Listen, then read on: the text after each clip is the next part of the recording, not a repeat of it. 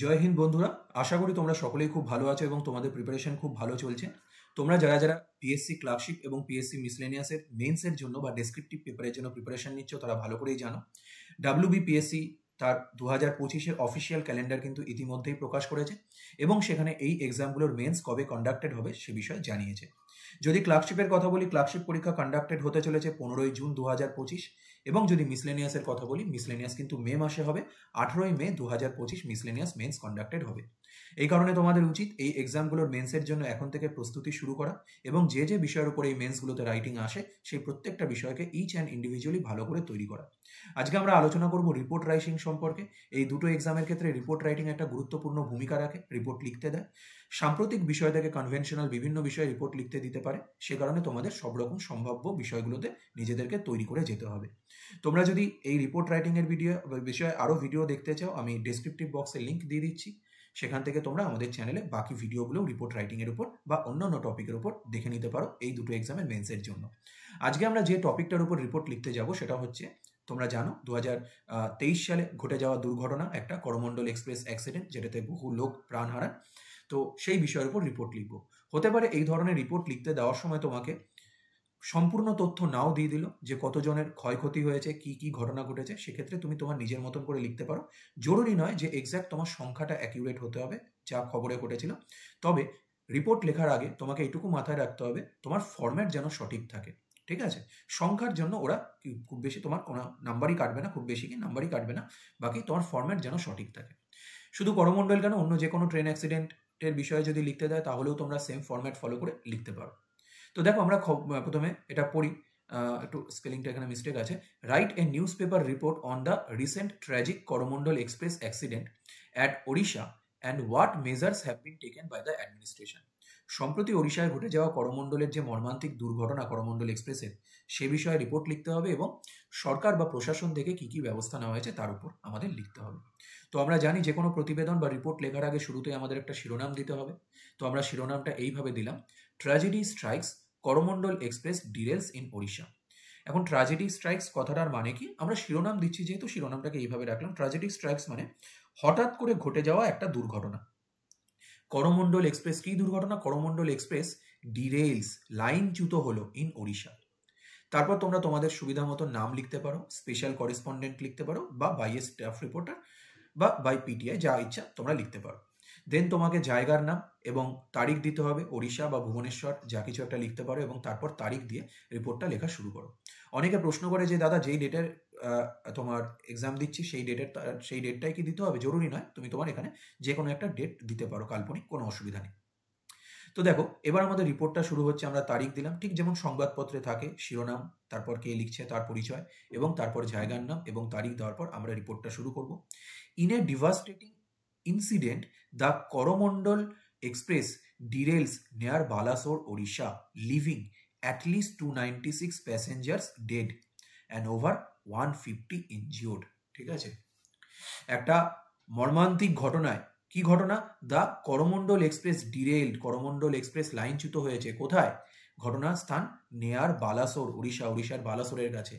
Living at least 296 passengers dead, যাতে 296 জন passenger মারা গেছেন এবং 150-র বেশি লোক আহত হয়েছে। ঠিক আছে? ঘটনার আমরা ব্যাখ্যা করলাম। তারপর আসো, the train which was en route to Chennai, en route মানে যেদিকে যাওয়ার কথা ছিল, কোথায় যাচ্ছিল ট্রেনটা? To Chennai, from Howrah, derailed at around 2:30 AM। কটা নাগাদ ঘটনাটা ঘটেছে? এই লাইনচ্যুত হওয়ার ঘটনাটা 2:30 নাগাদ সকাল, মানে মধ্যরাত্রে। Causing widespread panic and chaos among travellers. এর ফলে যারা ওই ট্রেনে যাত্রী ছিল তাদের মধ্যে প্যানিক তৈরি হয়ে যায়।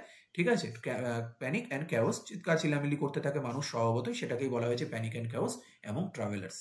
দেন দেখো, rescue teams from Indian Railways along with local police and medical personnel rushed to the site to aid the victims. ভারতীয় রেলওয়ের যে রেস্কিউ টিম রয়েছে তারা সাথে সাথে ঘটনাস্থলে ছুটে যায়। তাদের সাথে সাথে কারা যায়? লোকাল পুলিশ এবং যারা মেডিকেল পার্সোনেল। ঠিক আছে? তারা রাশড টু দ্য সাইট মানে ওই ঘটনাস্থলে ছুটে যাওয়া। টু এইড, কি করতে? সাহায্য করতে। দ্য ভিকটিমস মানে যারা ঘটনার শিকার হয়েছেন তাদেরকে। সেভারাল ইনজিওর্ড প্যাসেঞ্জার, অনেক আহত passenger, have been admitted to nearby hospitals, কাছাকাছি হসপিটালগুলোতে ভর্তি করা হয়েছে, with many reported in critical condition, যাদের অনেকের অবস্থা ভীষণভাবে আশঙ্কাজনক। Okay. West Bengal chief minister Mamata Banerjee visited the accident site to oversee rescue operation and expressed her heartfelt condolence to the families of the victims. পশ্চিমবঙ্গের মাননীয় মুখ্যমন্ত্রী শ্রীমতী মমতা ব্যানার্জি ঘটনাস্থলে গেছেন কি করতে? To oversee rescue operation. এই যে রেস্কিউ অপারেশন চলছে সেটা কিরকমভাবে ঠিকঠাক হচ্ছে কিনা তিনি তা দেখাশোনা করতে গেছেন, দেখভাল করতে। অ্যান্ড এক্সপ্রেসড, প্রকাশ করেছেন তার হার্টফেল্ট কন্ডোলেন্স, কন্ডোলেন্স মানে হচ্ছে সমবেদনা, ঠিক আছে, তার হৃদয় থেকে সমবেদনা জ্ঞাপন করেছেন কাদের প্রতি? Two the families of the victims, এই যে যারা ঘটনায় আহত হয়েছে বা নিহত হয়েছে তাদের পরিবারের প্রতি সমবেদনা জ্ঞাপন করেছেন। She assured, তিনি নিশ্চিত করেছেন, that the state government would provide all necessary support to the affected families, রাজ্য সরকার যারা এই যে ঘটনায় যারা তোমার এফেক্টেড হয়েছে তাদের প্রত্যেককে রাজ্য সরকারের তরফ থেকে যথাসম্ভব সাহায্য করা হবে। দেন দেখো, railway minister Ashwini Vaishnaw also express deep sorrow over the tragedy and announced an investigation into the cause of the ডিরেলমেন্ট।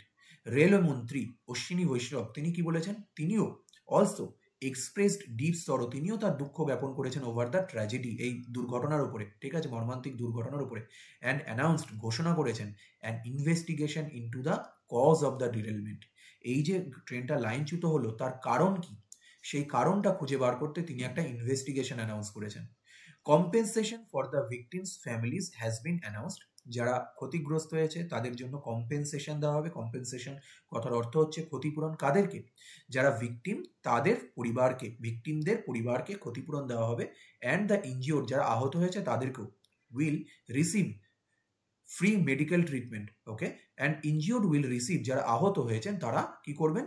Free medical treatment, বিনামূল্যে মেডিকেল চিকিৎসা পাবেন। The incident has once again raised concern about railway safety, prompting calls for stricter maintenance and monitoring measures to prevent such accident. আমরা রিপোর্টটাকে শেষ করব এখানে এইভাবে যে ঘটনাটা আমরা প্রথমে ঘটনাটা ব্যাখ্যা করলাম এবং তারপর কি কি ব্যবস্থা নেওয়া হয়েছে রেলের তরফ থেকে বা যারা তোমার কনসার্ন মিনিস্টার রয়েছেন তাদের তরফ থেকে কি বলা হয়েছে, এবং আমরা ঘটনাটাকে নাও কনক্লুড করব এভাবে যে এই যে ঘটনাটা, the incident has one second, আরও একবার, রেইজড কনসার্ন, ঠিক আছে, raised concern about railway safety, prompting কলস ফর স্ট্রিক্টার মেনটেন্যান্স, আরও একবার রেলের যে সেফটি মেজার্স, ঠিক আছে, সে বিরুদ্ধে তার বিরুদ্ধে প্রশ্ন তুলছে। রেইজড কনসার্ন মানে প্রশ্ন তোলা।